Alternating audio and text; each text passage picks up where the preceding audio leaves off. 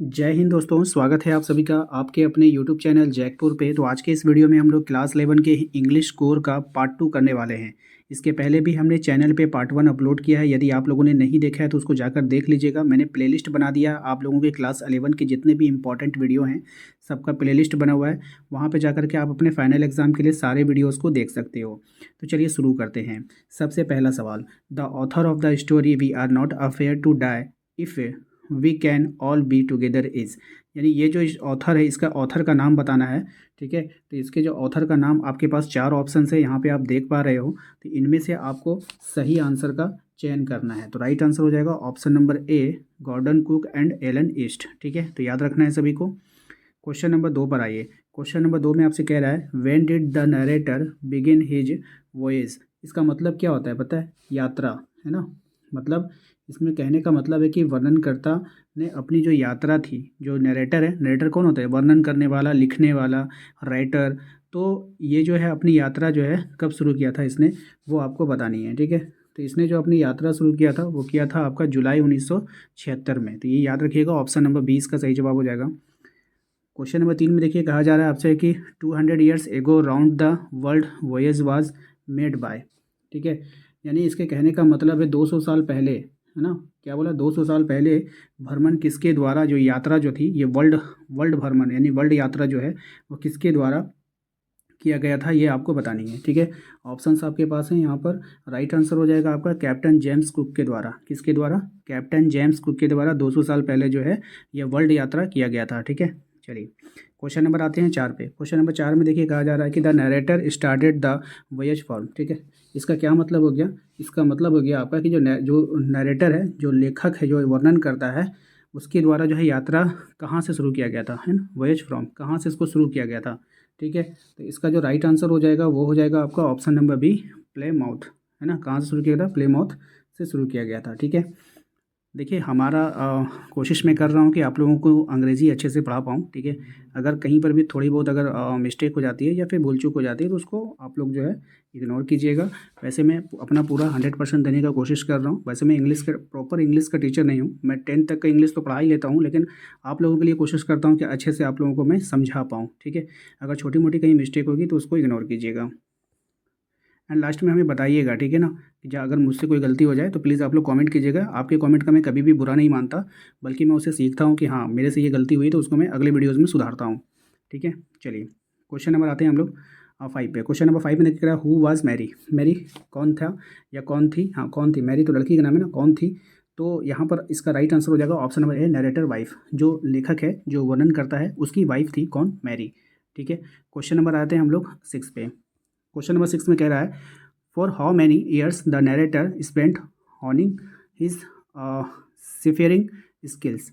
क्या मतलब हो गया इसका? इसका मतलब हो गया कि जो नरेटर है, जो वर्णन करता है, अपने समुद्री कौशल को निखारने में कितना वर्ष लगा दिया उसने। यानी कि जो समुद्री स्किल जो है ना, जो उसका समुद्री जो कौशल है, यानी स्किल, स्किल मतलब क्या होता है? कौशल होता है।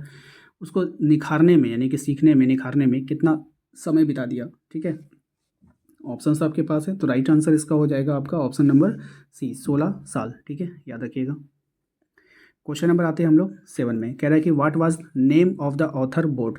अब देखिए ऑथर का एक बोट है, ठीक है, उसका आपको ऑथर बोट का नाम बताना है। ठीक है, लेखक का जो बोट होता है, लेखक का जो नाव है, उसका नाम आपको बताना है। ऑप्शंस आपके पास हैं। राइट आंसर हो जाएगा आपका ऑप्शन नंबर बी, है ना, वेब वाकर। क्या उसका नाम था? Web walker. याद रखिएगा, अच्छा सवाल एग्जाम में आ सकता है। क्वेश्चन नंबर आते हैं 8 पे। कहा गया who joined the narrator in the voyage in Cape Town.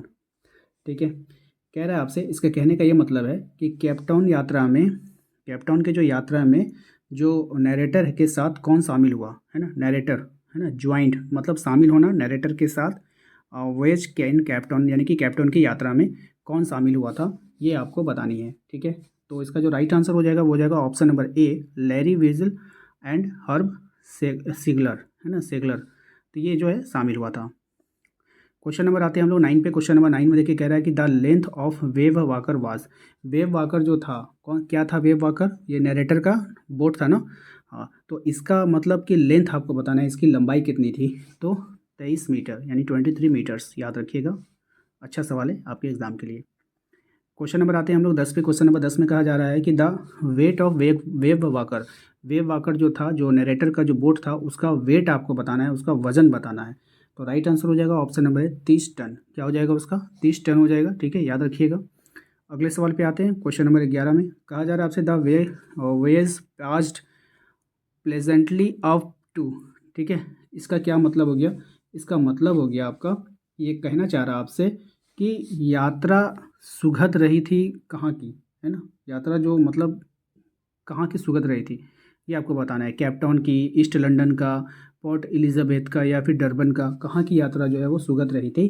तो राइट आंसर केप टाउन का, ऑप्शन नंबर ए। ठीक है, क्वेश्चन नंबर 12 पे आते हैं। कह रहा है कि on the second day out of Cape Town they encountered waves up to. कहने का इसका तात्पर्य है कि केप टाउन से बाहर दूसरे दिन उन्हें कहाँ तक का जो है ऊंची ऊंची लहरों की सामना करना पड़ा था। ठीक है, वेव्स का सामना करना पड़ा था। कहाँ तक मतलब कितनी ऊंची जो है वेव्स का उन लोगों को सामना करना पड़ा था, है ना? तो इसका राइट आंसर हो जाएगा आपका, ऑप्शंस है आपके पास, तो सही जवाब है option number B, 15 meter waves. Waves क्या होता है? तरंग, पानी का जो तरंग होता है ना, उसका इन लोगों को सामना करना पड़ा था। What was the occupation of the author. Author जो था ना, ऑथर, उसका ऑक्यूपेशन आपको बताना है। ठीक है, यानी कि उसका जो व्यवसाय, वो कौन सा काम करता था ऑथर, तो वो आपको बतानी है। ठीक है, तो राइट आंसर हो जाएगा इसका ऑप्शन नंबर सी, बिजनेसमैन। वो क्या था? एक बिजनेसमैन था। ठीक है, क्वेश्चन नंबर आते हैं हम लोग 14 पे। कहा जा रहा है आपसे कि why did the narrator decide to go for around the world voyage. ठीक है, तो इसका कहने का मतलब है यहाँ पर कि बताइए कि विश्व भ्रमण का निर्णय जो है उसने, जो नरेटर था ना, ये डिसाइड क्यों किया था कि हम जो है पूरे वर्ल्ड का जो है भ्रमण करेंगे, पूरा दुनिया घूमेंगे। ये डिसाइड क्यों किया था, ये आपको यहाँ पर बतानी है। तो राइट आंसर हो जाएगा इसका option number B, A duplicate the voyage made 200 years ago by the captain James Cook. ठीक है, मतलब इसका क्या है कि मतलब एक जो था ना 200, मतलब कि कोई पुराना व्यक्ति जो था ना, कैप्टन था, उसने जो क्या किया था, 200 साल पहले ये यात्रा किया था, उसको ये मतलब कि फिर से वो मतलब दोहराना चाह रहा था। ठीक है, एक तरह से। ठीक है ना, तो ये आप लोग का याद रखिएगा। क्वेश्चन नंबर 15 पे आइए। कहा जा रहा है आपसे कि who were Sue and John. ठीक है, who were Sue and John, मतलब शू और जॉन कौन थे? तो ये who were Sue and John. ठीक है, तो ये कौन थे, ये आपको बतानी है। राइट आंसर हो जाएगा द नरेटर चिल्ड्रेन, नरेटर के जो बच्चे थे ना। चलिए, क्वेश्चन नंबर आते हैं। What was shoes full name. Shoes के फुल नाम का, उसका क्या नाम था? तो इसका जो फुल नाम था सुज़ेनी, है ना, सुज़ेनी इसका फुल नेम था। What was John's full name. तो जॉन्स का पूरा नाम आपको बताना है, तो यहाँ पे हो जाएगा जॉन नाथन। ठीक है, ऑप्शन नंबर सी। क्या था इसका पूरा नाम? John Nathan. क्वेश्चन नंबर आता है हम लोग 18 पे। On December 25 how far were they from Cape Town. ठीक है, यानी कि 25 दिसंबर को वो लोग जो केप टाउन से कितने दूर थे, ये आपको बतानी है। तो 25 दिसंबर को वे लोग केप टाउन से जो है लगभग 3500 किलोमीटर दूर थे। ऑप्शन नंबर ए इसका सही जवाब हो जाएगा।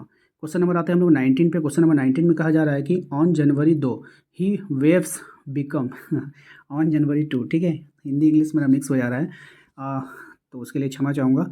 On January 2 the waves become.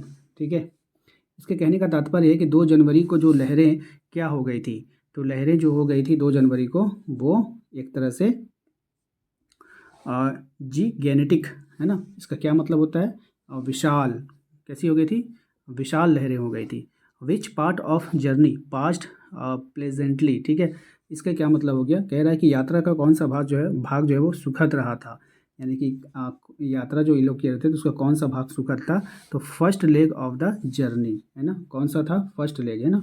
तो यात्रा का जो पहला चरण था, वो जो है बहुत ही सुखद था, मतलब बहुत ही अच्छा था, आनंदमय था।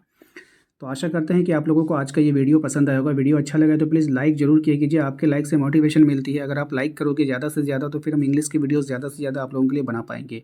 और साथ ही साथ यदि आप हमारे चैनल पे पहली बार विजिट कर रहे हैं तो सब्सक्राइब कर लीजिएगा, बेल आइकन को प्रेस कर लीजिएगा, ताकि आने वाली हर एक वीडियो का नोटिफिकेशन आपके मोबाइल पर जाता रहे। इसके अलावा आप हमारे व्हाट्सएप ग्रुप को ज्वाइन कर सकते हो, लिंक हमने डिस्क्रिप्शन में डाल रखा है। चलिए, मिलते हैं हम लोग नेक्स्ट अगले वीडियो में। Thank you.